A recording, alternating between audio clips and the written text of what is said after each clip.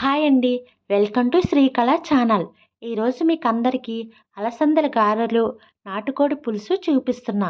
ముందుగా అలసందల్ని ఓవర్నైట్ నానబెట్టుకొని వీటిని మిక్సీ పట్టి దానిలో కొంచెం సాల్టు, ఉల్లిపాయ ముక్కలు, అల్లం ముక్కలు, పచ్చిమిర్చి ముక్కలు, కొత్తిమీర వేసి పిండిని బాగా కలుపుకోవాలి.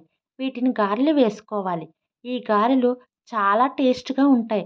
టేస్ట్తో పాటు చాలా హెల్తీ ఫుడ్ అండి.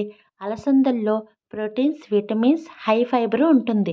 మధుమేహం ఉన్న వాళ్ళకి చాలా మంచిది. వెయిట్ లాస్ అవ్వాలనుకున్న వాళ్ళకు కూడా చాలా మంచిదండి అలసందలు. చూసారా, గారెలు చక్కగా రెడీ అయిపోయినాయి. బాగా ఉడికిపోయినాయి కూడా అండి. చాలా టేస్ట్గా ఉంటాయి. ఇప్పుడు చికెన్ కర్రీని రెడీ చేసుకుందాం. దీనికోసం 1 కిలో నాటుకోడి తీసుకున్నానండి.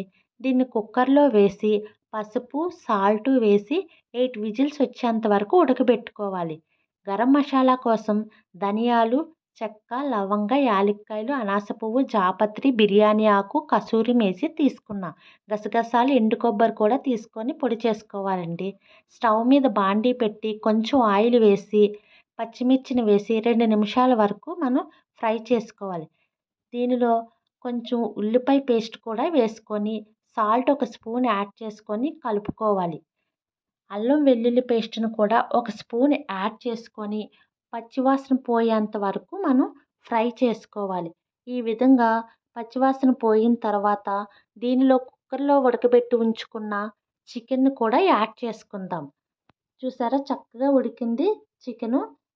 దీనిలో వాటర్ వచ్చినాయి కదండి, ఆ వాటర్ ఇంకిపోయేంత వరకు మనం కలుపుకోవాలి. ముక్కల్లో వాటర్ అంతా ఇంకిపోయే వరకు కలుపుకొని, అంటే ఒక 15 మినిట్స్ వరకు టైం పడుతుందండి. ఈ విధంగా ఉడికిపోయిన తర్వాత 1 స్పూన్ కారం యాడ్ చేసుకున్నాను. ఈ కారం ముక్కలకు పట్టేంత వరకు కలుపుకుంటూ ఉండాలి. మనం గరం మసాలాను రెడీ చేసుకున్నాం కదా, అది కూడా 1 స్పూన్ యాడ్ చేసుకొని దీన్ని ముక్కలకు పట్టించేంత వరకు మనం కలుపుకుంటూ ఉండాలి. ఈ విధంగా బాగా కలుపుకొని అడుగు పట్టకుండా చూస్తూ ఉండాలండి. ఈ విధంగా గరం మసాలాని యాడ్ చేసుకొని దీనిలో వాటర్ని కూడా యాడ్ చేయాలి. ఆల్రెడీ ఉడకబెట్టిందే కానీ నాటుకోడి కాబట్టి కొంచెం గట్టిగా ఉంటుంది. వాటరు ముక్కలకి మునిగేంత వరకు పోసుకోవాలి. ఈ విధంగా వాటర్ని యాడ్ చేసుకొని బాగా కలుపుకొని మూత పెట్టి ఒక 15 మినిట్స్ వరకు మనం ఉడకబెట్టాలి. చూసారా, చక్కగా కలిసింది. ఈ విధంగా మూత పెట్టేసుకొని 15 మినిట్స్ ఉంచాలండి. చికెను ఉడికిపోయింది. ఇప్పుడు దీనిలో గరం మసాలా ఉంది కదా, ఆ గరం మసాలాని యాడ్ చేసుకుందాం. 1 స్పూన్ గరం మసాలా యాడ్ చేసుకొని ఒక 3 నిమిషాల వరకు మనం కలుపుకుంటూ ఉండాలి. దించే ముందు దీనిలో కొత్తిమీరని యాడ్ చేసుకోవాలి. కొత్తిమీరని యాడ్ చేస్తున్నానండి.